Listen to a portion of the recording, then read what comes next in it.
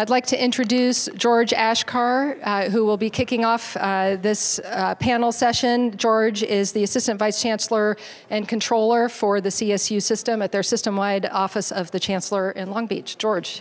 All right, thank you very much, Kathy.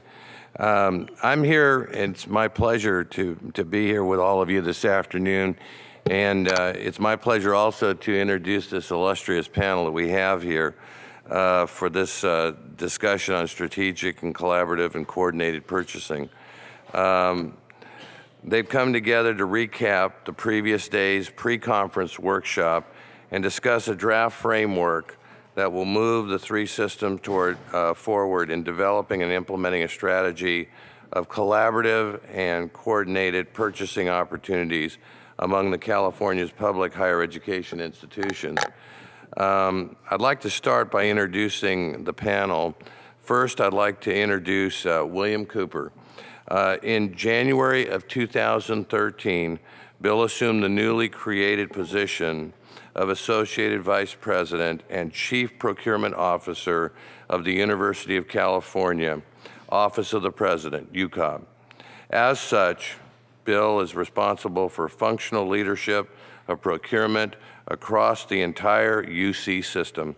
As well, Bill is charged with the leadership and overall management of UC system-wide procurement activity managed by the UCOB, including procurement strategy and planning, strategic sourcing, category management, technology, and change initiatives.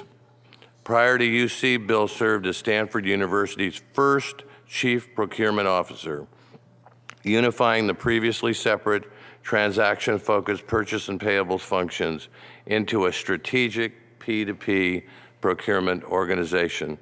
And one thing that I learned from Bill, just working with him in the last few sessions, is that his experience can help guide us in the right direction, but also I think he can help us avoid some of the pitfalls that he's experienced. And so I think he brings a wealth of information to the three-system collaboration. Next, I'd like to introduce Tom Roberts. Tom has joined the California State University Chancellor's Office in 1994 after working for 13 years in offshore drilling industry, 8 years in foreign operations, and 3 years in commercial real estate development. Serving as the Director of Contracts, Services, and Procurement, he and his staff conduct contracting and procurement activities for the Office of the Chancellor and are responsible for system-wide contracting, spend analysis, and auxiliary organization contracting. And finally, I'd like to introduce Joseph Quintana. In his current position as the Vice President of Program Development at the Foundation for California Community Colleges, Joseph is responsible for providing strategic executive leadership, guidance, and oversight to the programs and services operated by the Foundation, including new business development and program offerings such as youth and adult services, workforce development services, college buys, and fusion. So I'm going to turn it over to Bill for some comments at this time. I think we're going to do it a little bit. You're going to do a little, you made some changes? We made some changes. Okay. Yeah. We're going to let Tom open this thing up. I'm going to start. Okay. And I'm going to move off the stage. Thank you. Thank you. Thanks, George. Good morning. Good afternoon. Yesterday, we were asked to come together as three organizations with a small number of procurement, financial, and other folks to actually talk about what would happen if the universities tried to work together. And we approached it in such a way as, first, can we work together? And if we can, under what circumstances might we work together? What are some of the pitfalls for working in doing that? What are some of the advantages and opportunities? And then what we didn't get to are the next things that need to take place, because we'll do that afterwards. We're hoping that you'll offer some comments and questions that might lead us to those next steps. But for now, we're going to go over the first couple of things that we took care of the other day. First, I'd like to find out how many, so let's just, if we could divide everybody up here into buckets, how many business folks are here versus how many academic folks are here? How about business folks? Okay, how about the academic side? There's one guy in the back. And we're really happy to have you. Okay. These are exciting times. If you think about what the leaders have said, and it was part of your reading assignment before you came here, is to listen to the presentations that they made. I think it was at our board meeting in March, but they made substantially the same presentation at 3 board meetings prior to, or 2 board meetings prior to that, for the UC and the CCCs. And so hopefully this is going to be a momentum driving activity, and that once we get out of here and move on to the next phase of this, we'll actually be able to start putting some operational ideas together. And this organization that you're in right now, you're all going to be part of it. You can't help but being part of it. So I really would like to hear what your comments are as we move through this thing. And the reality is, at the end of the day, our leaders need to probably answer to the governor, I think it was mentioned earlier, somewhere along the line, how you doing? You know, are you actually delivering on what you said you would do, which is work together, do things collaboratively, and hopefully from a business perspective, at least a purchasing perspective, we'll be able to articulate for them our plan. What we thought we'd do is go through how this exercise yesterday came to pass. First, we want to describe the 3 university systems. So we're all from 3 different ones. We might not understand completely how the other one works from a procurement practice standpoint. And go through with the exercise that we did yesterday, the opportunities, the barriers, the threats that were identified, and then have kind of a panel conversation with you about questions, comments, concerns, what you might have about the exercise yesterday. So for right now, if we could start off with Joseph. Joseph will describe how the community colleges are organized around procurement practices. Okay. Thanks, Tom. I think, as was discussed in the last panel, the community colleges are organized in 72 districts, representing 112 colleges. And so unlike CSU and UC, that means we have 72 pretty distinct sets of purchasing policies and procedures. The purchasing professionals across our system all report up to their independent, locally elected boards of trustees. So at the statewide Chancellor's office, there is no focused procurement function. Dan's team does not have anybody dedicated to procurement. I think there have been some efforts to do things as a system over the years, and there's been some successes in technology, but oftentimes within our system, it really requires state funding to come in, and the Chancellor's office, actually through grant processes, actually out to the local districts to take state dollars, allocate it out to or through a competitive process to a district that'll take the lead on, you know, really doing any sort of central activities. And there have been some successful technology projects over the years, and actually the foundation, a little bit of a reverse approach where the colleges actually voluntarily contribute.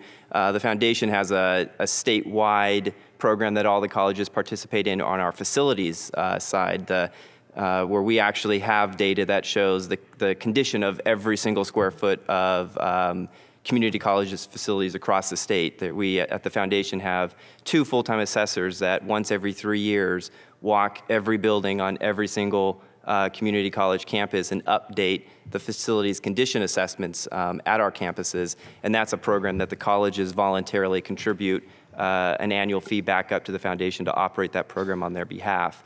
But outside of a few of those situations, a lot of what happens is done locally. Out of the foundation, we have the College Buys program, which was kind of the system's attempt to create something that would be kind of CSU and UC Procurement Office light, very light, in that the offerings we have kind of barely scratch the surface of what happens at the local level. But over the years, we've built kind of a community of purchasing directors and some expertise within our offices to start to tackle a few kind of very strategic sourcing opportunities. And I think we've demonstrated, and I think at the local level, given the assurances that this can be done and we can do things in a way that meets the local policies and procedures, but we're barely, I'd say, scratching the surface on what possibly could be done at a central level. Thank you. Next, we're going to hear from me about the CSU. And the California State University is a system of 23 campuses, and we have 23 purchasing offices, n number of buyers, and every campus is responsible for their own purchasing needs, much like the community colleges.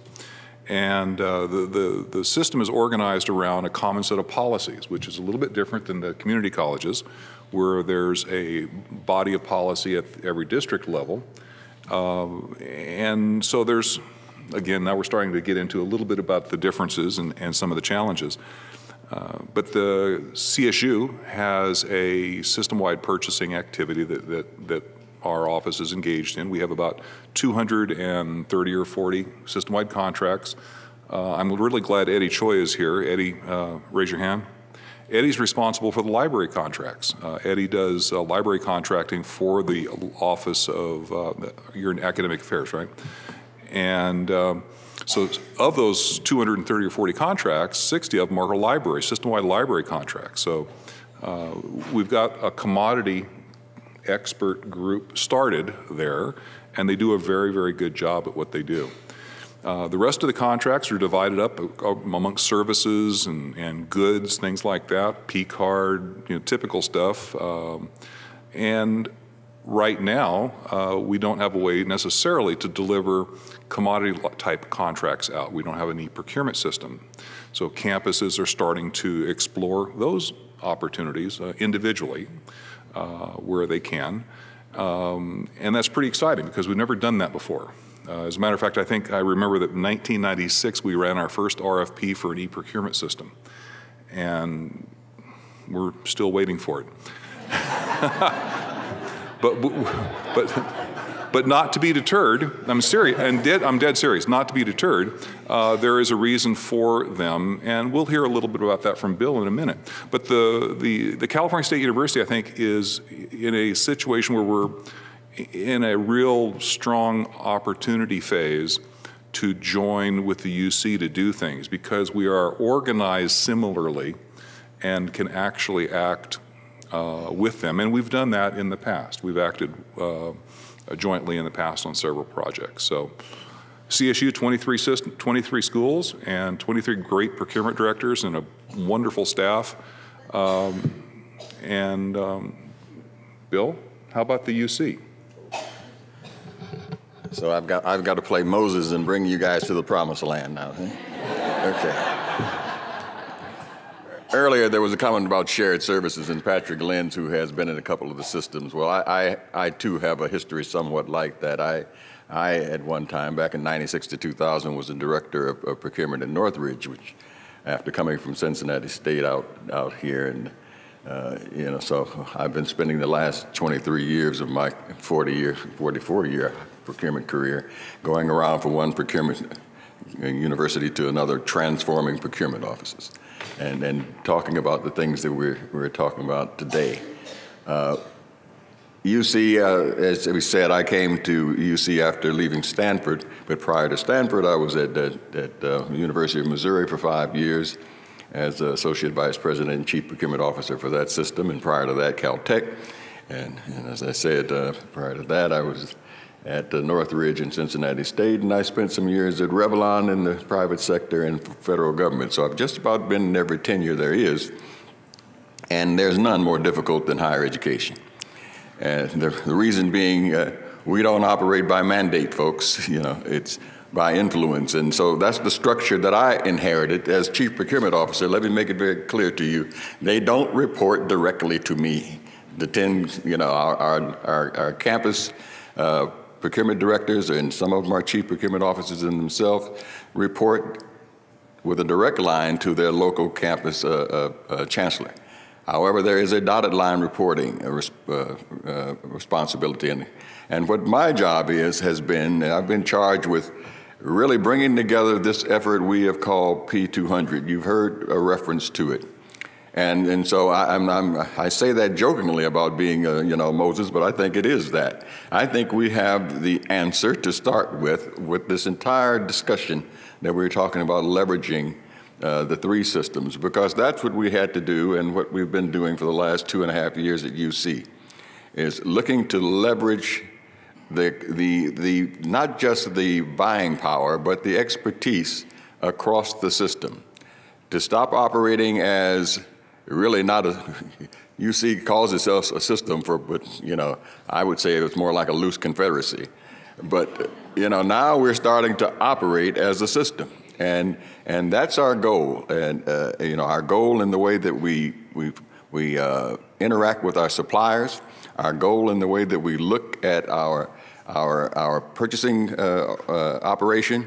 And so P200 was really created out of the thoughts of the directors, but I give so much credit to our executive leadership and my former boss, who's now left UC, but Peter Taylor, because of their courage in taking a different approach to this. They took a commercial approach. Now, Peter was an investment banker, not the normal academic, administrator.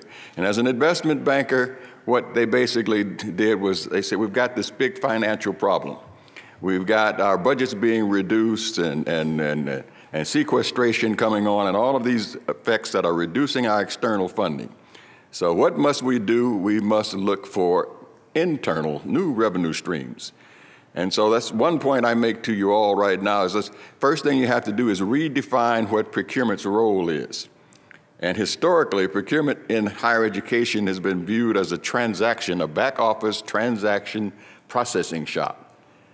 In the commercial side, it is a revenue generator. And if you view procurement in that sense, then you see things differently. We become strategic when we can generate revenue. And I don't use the term savings because we're not trying to save anything. What we're trying to do is take revenue and take it out of the acquisition process and redirect it into teaching and research and public service. So that's new revenue. So what Peter and them looked at, and they said, well, if I look at my operating budget, the operating budget, 60 to 65% of that is salaries and benefits. The next, I want to keep those. That's our human capital. We don't want to touch that.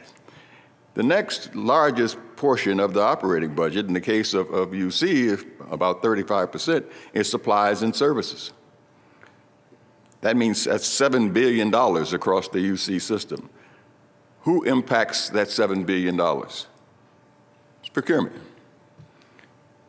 What do we need to do to allow procurement to reduce our spend in that sector? What does it take? And that's how P200 was born.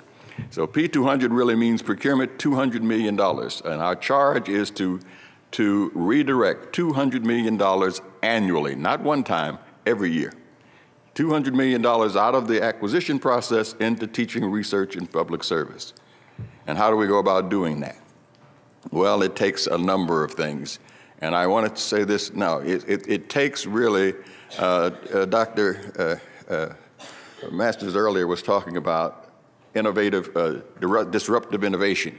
In fact, we actually have been nominated for a, Constellation Research Supernova Award for disruptive innovation, because we're disrupting things. But that's what it takes. We've got a big financial problem. You can't handle big financial problems with little tweaking around the edges, reducing travel, reducing training. How many times have we done that to no avail? You need big answers when you have big problems. And so that's why I say I give Peter and them a lot of credit for having the courage to say, we're going to take this, we're going to look at it in a holistic, transformational way. All of the things that are necessary to do this, and all at once. So I've gone around to all these universities, and we've, they fund you a little bit, and you institute one part of the program, but you never have enough to do it all. And you try to create enough revenues that you can fund another part, and you make some progress, but not big progress. This program was looking to make big change. $200 million is a healthy sum every year. It's not easy to do. But what it made us look at, and we engaged outside third-party consultant at the beginning to lay out a plan and made a business case that said, you give us basically $15 million, and we're going to return $200 million a year. That's a 920% ROI. And I would venture to say any businessman in their right mind would take a 920% ROI. I always think this way, of course, I don't think my boss does, but even if I fail miserably and only get 500% ROI, how can you complain? But think about that, because that's a different way of viewing what we're talking about here. That's what makes it strategic. Where are we going to find this kind of money? Who else creates this type of revenue? Well, no one. I was at Stanford. Stanford with tech transfer doesn't approach that by no means $200 million a year. So this is the approach that P200 is using. What we're doing, though, is we're recognizing it is transformational. That means people, process, technology. You can't just change one part. You can't just implement technology without also changing the process, your organizational structure, and then, guess what? We're going to need some new skill sets. We got new technology. We need people who know how to use them. We were data and process and transaction people. Now we need folks who are problem solvers. Now we need people who can negotiate. Now we need different skill sets. So this is what we've been going through for the last 2.5 years. Within the last 15 months, we have implemented 5 major technology platforms. So we put in all the technology infrastructure. We have e-procurement. He needs it. We have e-procurement, because e-procurement, I don't care how great your contracts are, strategic sourcing has been around a long time. And people have created good contracts within the systems, but if you don't have a way to get that contract to the end user, you won't get contract adoption, and it's contract adoption that drives reduction in cost. So you got to have e-procurement. But we've got that, then we've got spend analytics. Spend analytics, this is really, intriguing. Very few organizations have spend analytics. And yet spend analytics, what it is the intelligence. It's the information. So somehow we were supposed to be doing intelligent procurement without intelligence. Can't be done. You can take guesses, we'd go to the vendor to ask them how much spend we had with them. That's like asking going to the foxes and asking them how many eggs in the hen house. You got to have information. You got to have the data. So spend analytics, and spend analytics then informs your program. Where are your opportunities? What contracts are system-wide? What things can you do system-wide? What things do you do locally? With that, then you structure your organization. What type of people and what skill sets do I need in order to deliver on these contract opportunities? You put in a performance management program. How do you measure where you are? How do you report where you are so that it has credibility and means something? Because that's what's necessary to the executives. They've got to be able to see that these dollars are actually moving. All of that comes out of spend analytics. And those are the things that we've done. And we have done them, but primarily because we were successful in getting a shared governance system together, a shared governance structure. And that was no easy task. In other words, getting all 10 campuses to say, hey, we're going to come together, we're going to have a structure. We're going to have, in our structure, it's interesting because it was a big thing to get over. Our structure has the nine directors. I say 9 even though we have 10 campuses, because UCSF and Berkeley came together some time ago in a shared services group themselves. And so the 9 directors and myself and my staff, we meet every Tuesday at 4 o'clock. Every week we talk. And then we meet twice a month, well, every second month together on site. But that's the governance group. That's the people who make the decisions as to what we're going to do in initiatives. And we vote on every initiative. Every major move, every major contract direction, the strategies and whatnot are voted on. So, and it's 8 out of 10. Now, you know, they had that written in paper before I got there. They had this down on paper, 8 out of 10. Except if you happen to be one of the two who didn't like it, then you'd opt out, you know. Well, that doesn't, you know, that doesn't work too well. Particularly, the big guys always opted out, you know, because we don't need you. You got to have everybody, and, you know, we really had to work to enforce and say, hey, look, the only way we all progress is that we progress based on our total spend. Even those who have the biggest can't get better unless they do so leveraged by the total spend of the others. We're going to be able to do more and get better contracts when we organize differently. So now we've created what we call centers of excellence, category centers of excellence. And that means we've got virtual centers, virtual teams who are charged to do the procurement in a particular category. So we've got an MRO and facilities category and a center of excellence. And they're made up of folks in different campuses. We took the best expertise across the system, we put them together, they work on that function. We've got a different COE for IT, we've got a different COE for life sciences, and we're developing more as we go. So what we're able to do then is to be able to be much more nimble, you know, and yet then we release those take the burden off each campus. Instead of having redundancy, those campus resources are freed up to do more local stuff and drive benefit in that respect. So it's a win-win proposition. Now, so you could never do that if you tried to do each campus do it individually, because you just don't have enough people. But this way you can. So what I'm saying before, organizationally, technology, process, everything has to change and work in alignment. The result of that is we're driving just what we said we would. In fact, we're doing better. We had on our strategic plan called for $120 million to reach in 2014. We ended this fiscal year at $132 million. So that was real nice to sit in front of those regents as I did in July and report $132 million savings. Because I plan to come back and ask them for some more money soon. But, but that's to do greater things. But, the fact is, what I'm saying is we have proven that this is not just possible, it's real. It not just can be done, it's being done.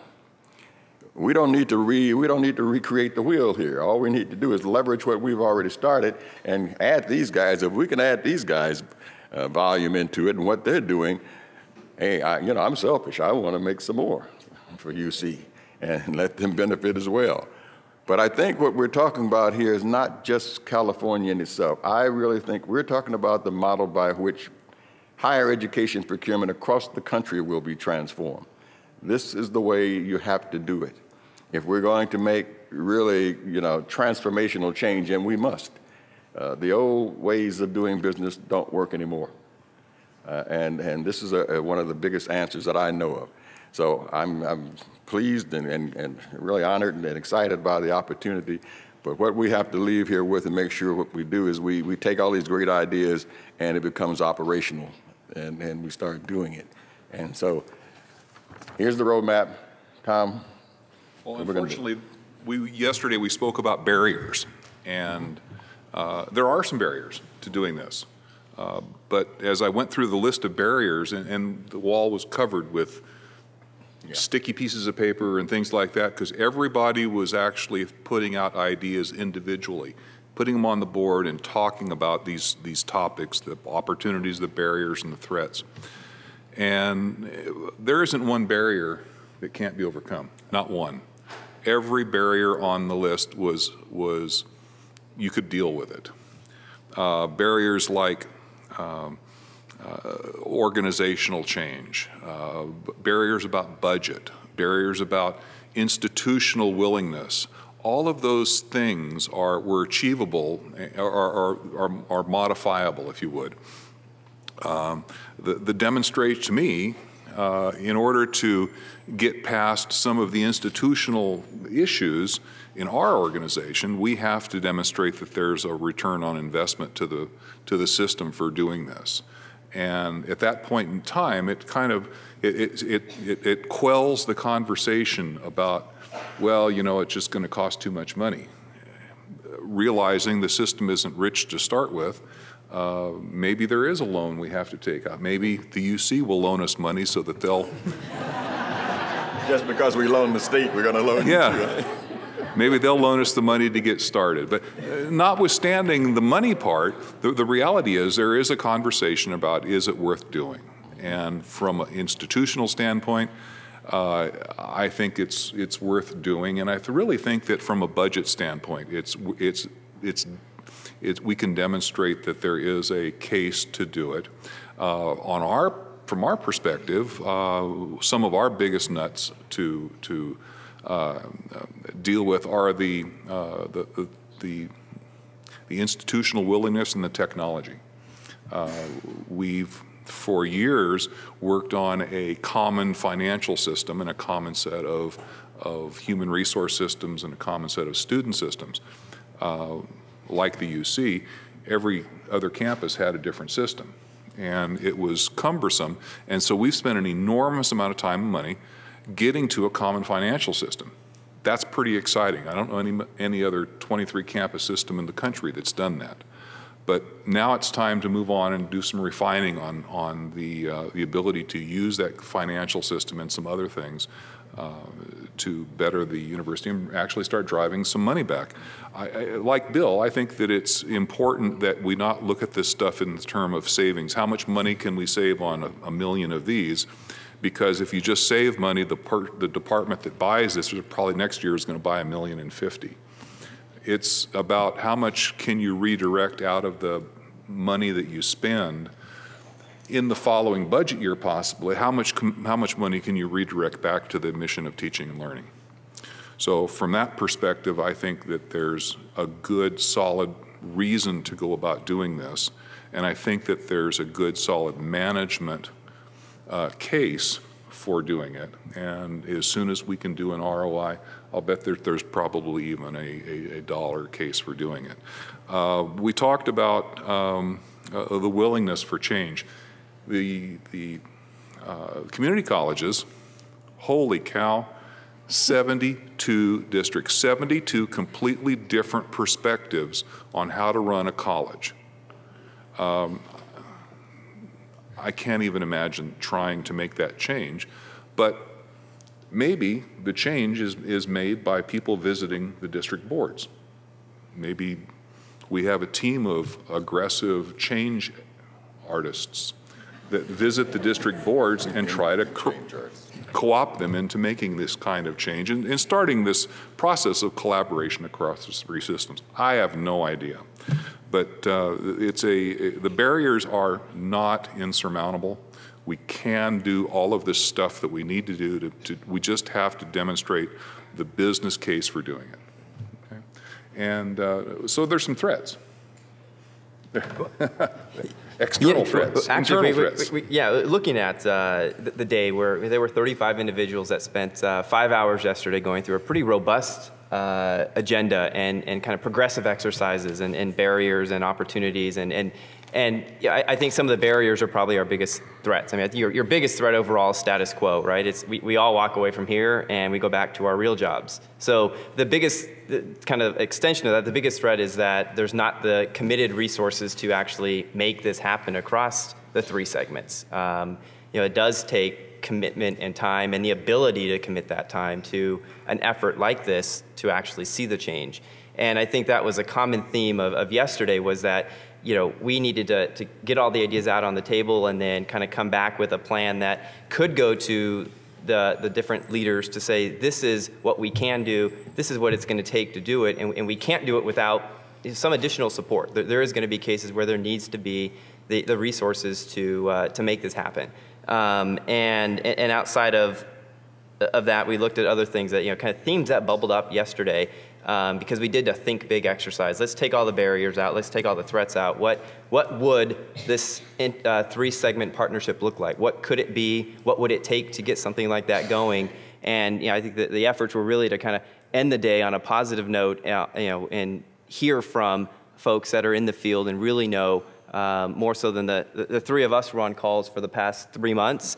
Some of us, I think, in Bill's case, far more engaged and has already done a lot of this. To me, that can sit back and just dream big. Having spent nearly 11 years in the community college system at a central level and kind of moving things along and learning a lot along the way as to how to make this something that doesn't necessarily require a board-to-board effort, but what kind of groundswell of support can we get from those out in the field that can make this a success.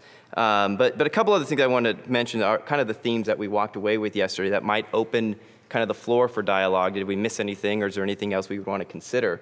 Outside of the need for support from leadership, the thought that no matter what comes out of this, there would have to be a thoughtful governance structure in place. The 3 segments would have to be equally represented and have their needs considered, because we all are different, and those differences can't be pushed aside. So in order for this to be successful, we would have to be able to acknowledge our differences and find out how we can work together while not bringing one of the other systems down. If I come to Bill's contracts with we have the possibility of $0 to $20 million of revenue. I'm probably going to hurt his contract, not support it.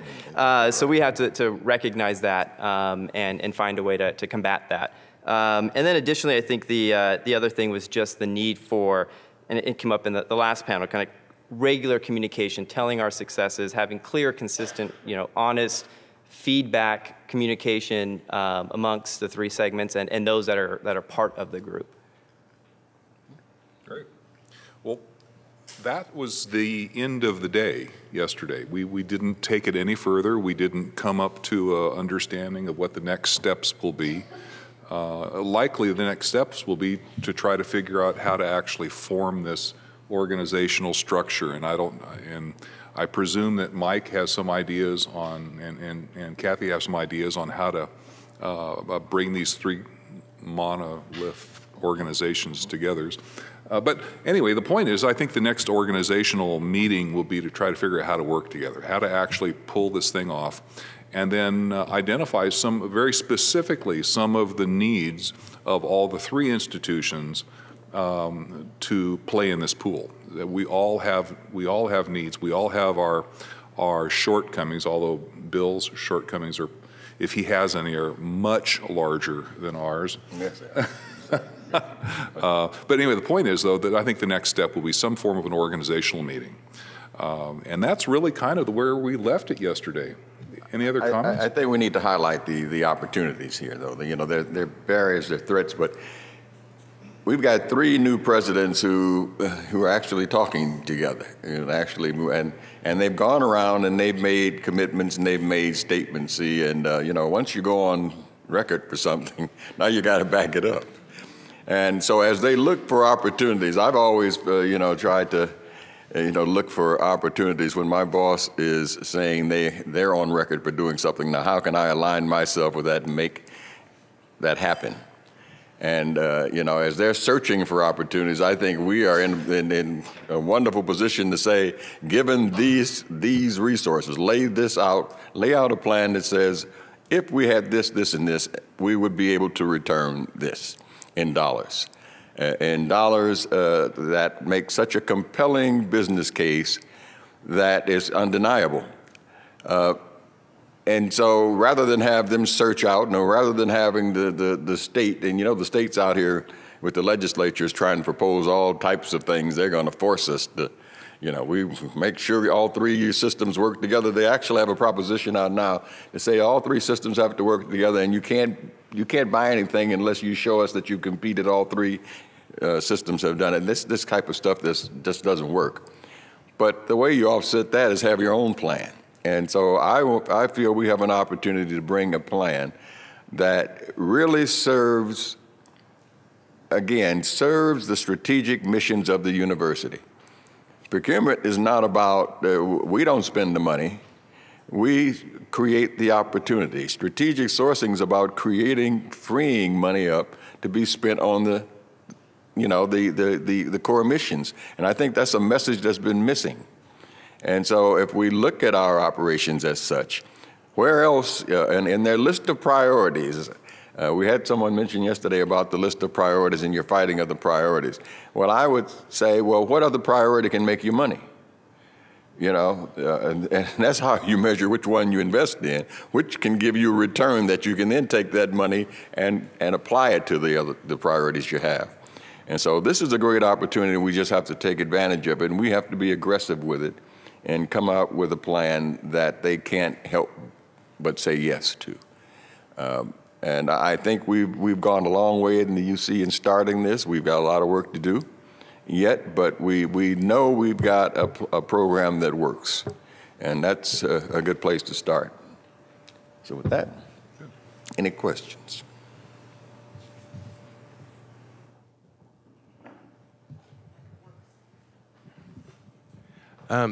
Just quickly in recap, for the UC, we were talking about the P200. You're at a success rate of $132 million. We're talking about $1.3 billion in a decade, okay? And you had to make a little bit of an investment, and you've got almost a $7 billion spend that you're looking at, okay, and your payroll is your payroll personnel about 65% of your budget. So for the CSU in comparison, we're about 85% of our budget is payroll. Our spend is about 900, maybe a little over 900. Let's say it's $1 billion, okay. So we think. Pardon me. Without construction. Without construction, right. Yeah, right. Not including construction. Is that including construction? That includes the construction, yeah. Don't leave that out. We're about this year, I think we're about 300 million. Is Vi here? Yeah. Vi's not here. Anyway, I think we're about 300 million in construction this year. Okay, so we're over $1 billion then. Yes.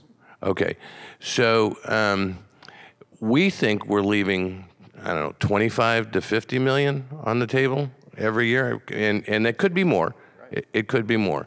So, we need to kind of look at what it's going to take to put together a program like what you've done, because you guys are ahead of us. And then also, for Joseph, what is your spend?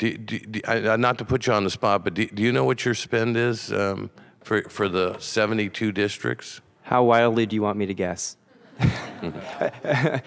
I think Dan mentioned yesterday, I think from the payroll side of the community college budgets is similar to that of CSU, but then when we get to kind of what that would leave as some sort of a addressable spend, I couldn't even begin to really venture a great So it could guess. be similar to ours, around $1 billion or $1 billion I would plus. say our construction is probably would be higher because we've had the good fortune of a number of local bonds to support our community colleges. Yeah. So we would probably be higher on the construction side, but on the actual kind of day-to-day commodities, that would be that's actually an effort that we would want to take to figure out what that is at the community college system level. So we're all leaving a lot of money on the table. I mean, and you've demonstrated that, and we're doing spend analytics. We have 3 years of spend analytics. We're not anywhere close to an e-procurement system, but we do have the spend analytics, which has built some history for us, and we're going to be getting together with your folks to look at that. But I'm just trying to kind of do a quick comparison of the numbers that we're looking at as potential. Right. It's a huge opportunity, but one thing I think is important, and I think Dr. In the keynote this morning, he also mentioned the teaching part. We have we need to educate our leadership. One thing, what I'm very much concerned about, and as I've talked to these guys, and the governor, and he's asking, why don't you guys get together and, across the systems and leverage your contract spend and as though that's all it takes to do it. And so, well, you know, unless you tell him differently, he's not a procurement expert. And I think that's our role here. Yes, there are opportunities, but it's not that easy to do it. You know, these things, all of these aspects I spoke of, for us to move the spend that we had within the UC took all of this and takes this. So this is an effort. And we've got to make sure that they understand that. It's not that simple. As Joseph rightfully said, there's no way in hell I'd let him in on my contracts right now, because he would be a negative impact on my contract. With my suppliers' contract, they were contracting on the idea that they're going to get a certain spend and they're going to get it in a certain way electronically that lowers their cost, and they're going to be dealing in this way. And to bring somebody in who can't give that type of commitment and who's going to be sending orders out manually increases their cost of doing business, so therefore they're going to add that to their pricing. So no, you know, we've got to find a way that we do this that's not going to lower us in order to bring them up. But it can be done. There are different things we can do. So we can show what we can do now under the current construct, but just as importantly, what do we do if we were operating like this, what that opportunity is, and it's exponentially greater. Questions? Yes, ma'am, in the back. In running government good management systems in the past 15 years, here, especially in California, over 100 agencies, which include not just the university systems, higher education, but school districts, as well as cities, airports. One of the big trends that we've seen over the years is with the relationship between outreaching and, you know, just efficiency in the procurement process of electronic bidding. And so just to give you an example, just about 6 months ago, one of the cities did a construction project, and they saw 20% on one project cost savings due to electronic bidding. And so we really have, you know, we have proofed those concepts, and, you know, we have a lot of data that we could share. I know, you know, we talk a lot with Tom, and we've talked some with Joseph and the community colleges.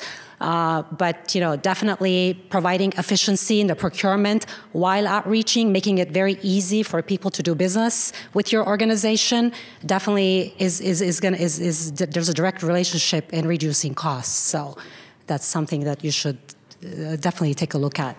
Well, you know, as usual, higher ed administratively is way behind the curve.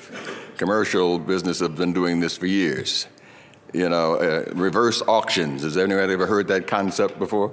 Reverse auction is probably the most powerful driver of discounting, to get increased discounts of any technology you can use. We just implemented that, but, you know, very few universities have it.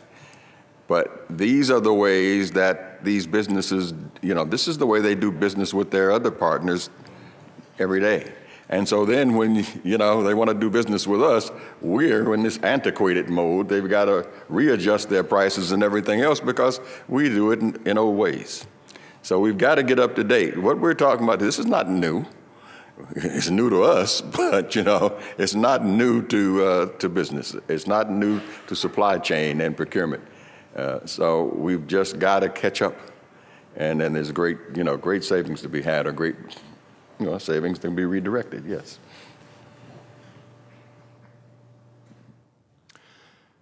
Hey, Bill, interested to know what an auditor, was... isn't it?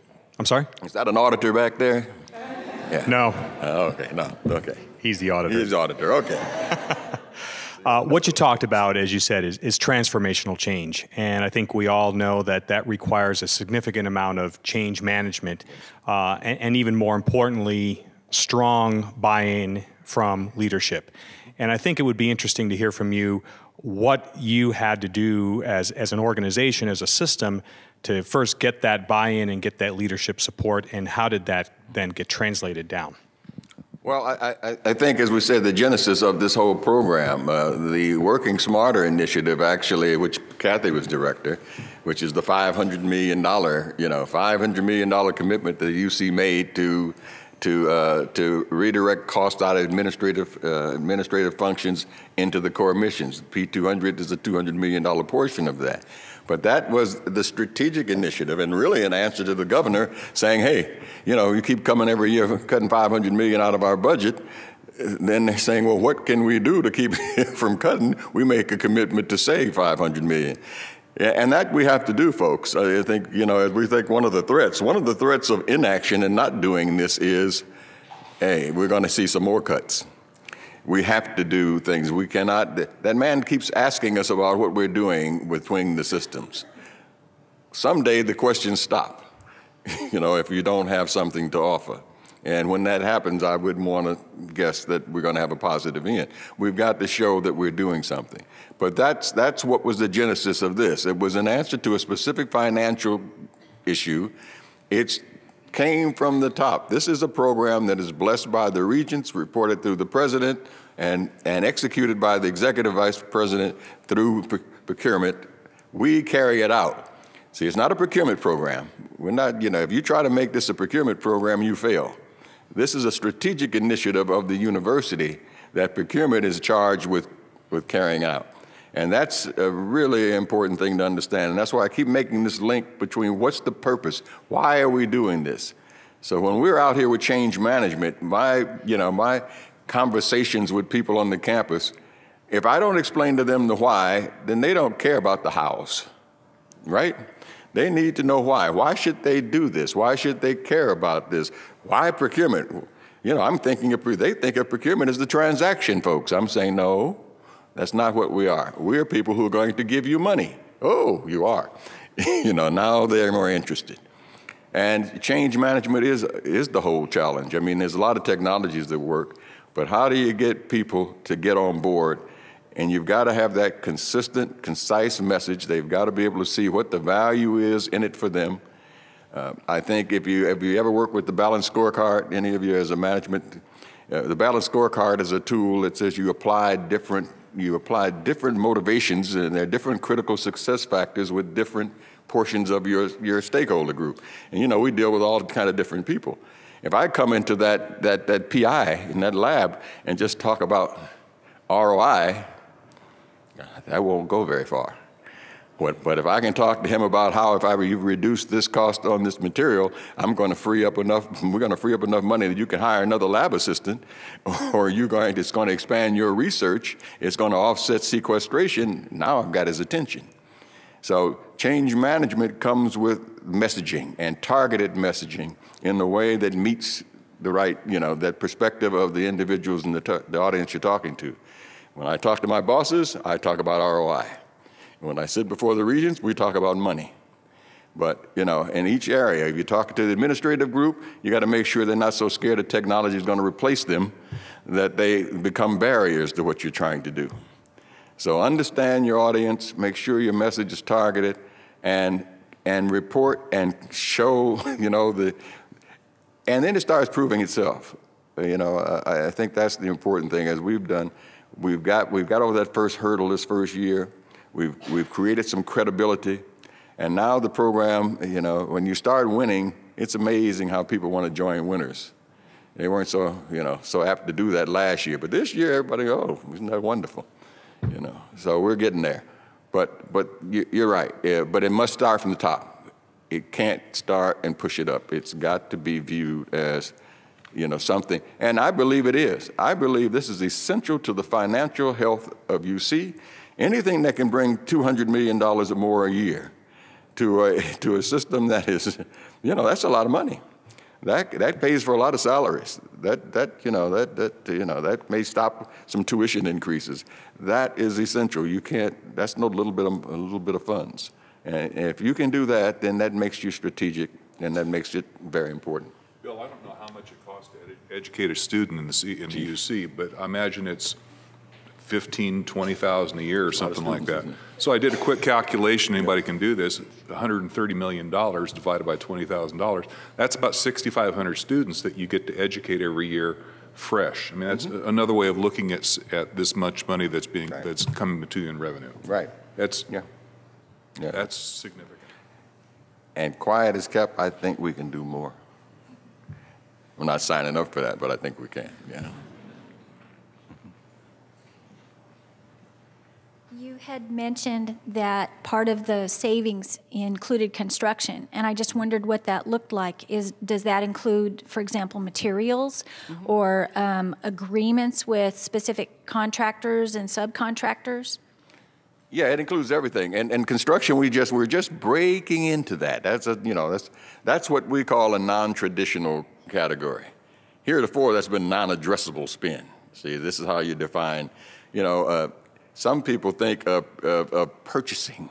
Again, you think about purchasing, then you're thinking about commodities, and you're thinking about office supplies. And this procurement is about contract negotiation and strategic sourcing of anything that has complex revenue calculations in it. And construction is a huge dollar spend. So they're all types of, there's several different categories within the construction that you can negotiate all of them. We have a tendency to outsource that whole thing and let a general do it for us. And hey, if we looked at each one of those segments individually and then we would do some things. Now you've got some liability concerns. You have to manage that. But we're just breaking into the construction area because we'd have $1.8 billion a year in construction alone. That's too much spend just to ignore. So we're going to look and see what we can do there. We've done a lot in HR benefits, areas that people in health, insurance. All of these functions. We even got involved in the audit services contract. Everything is on the table. There are very few things we have $7.8 billion in total spend, out of which only $800 million we can't play in. And so it's a big opportunity. Thank you very much. Any other questions? No. Thank you. Thank you.